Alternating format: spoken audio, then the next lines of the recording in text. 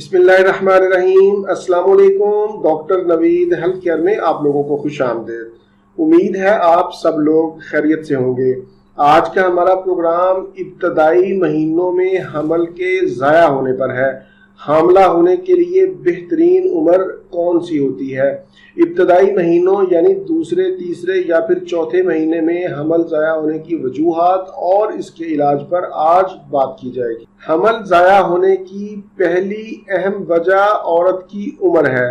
ماں بننے کی خواہش مند خاتون کی عمر جتنی زیادہ ہوگی اتنے ہی چانسز حمل ضائع ہونے کے زیادہ ہوں گے، کیونکہ عمر بڑھنے کے ساتھ ساتھ ایگز کمزور ہو جاتے ہیں اور اسی کمزوری کی وجہ سے حمل گر جاتا ہے یا گر سکتا ہے۔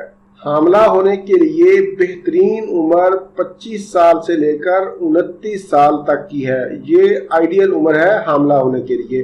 دوسرے نمبر پر ادویات کا بے تحاشا استعمال۔ حمل کے دوران درد کم کرنے والی یا پھر اینٹی بایوٹکس ادویات کا استعمال بہت خطرناک ہوتا ہے، اس سے پرہیز کریں۔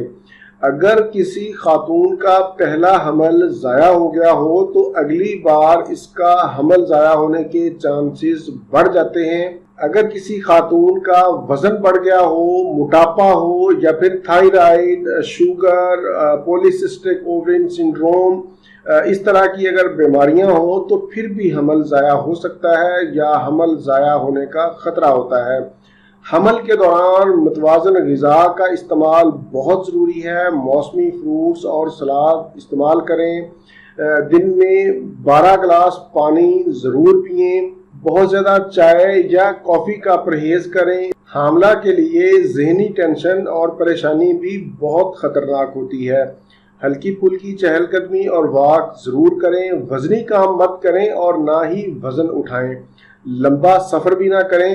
آئلی اور فرائی والی چیزوں سے پرہیز کریں۔ فاسٹ فوڈ سے پرہیز کریں۔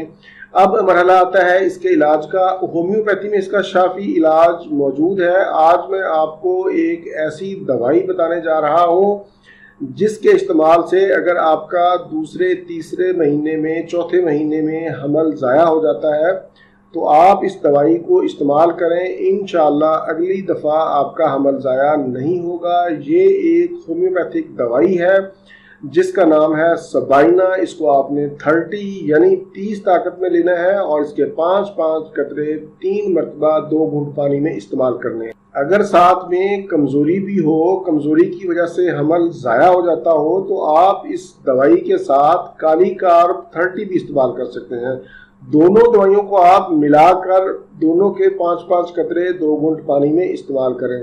ان دوائیوں کو آپ 1 ماہ سے لے کر 3 ماہ تک استعمال کر سکتے ہیں۔ بہتر یہ ہے کہ اپنے ڈاکٹر سے ضرور مشورہ کریں۔ اس کے علاوہ بھی ہومیوپیتھی میں بے شمار ادویات موجود ہیں جن کو آپ علامات کے مطابق ڈاکٹر کے مشورہ سے ہی استعمال کر سکتے ہیں۔ یہ تھا میرا آج کا معلوماتی پروگرام۔ امید ہے آپ لوگوں کو پسند آیا ہوگا۔ پروگرام سے متعلق اپنی قیمتی رائے کا اظہار نیچے کومنٹس میں ضرور کیا کریں۔ اسی کے ساتھ آپ لوگوں سے اجازت چاہوں گا۔ دوبارہ کسی نئی معلوماتی ویڈیو کے ساتھ آپ کی خدمت میں پھر حاضر ہوں گا۔ تب تک کے لیے اجازت۔ اپنے اہل خانہ اور اپنے دوستوں کا بہت زیادہ خیال رکھیں۔ اللہ حافظ۔ والسلام۔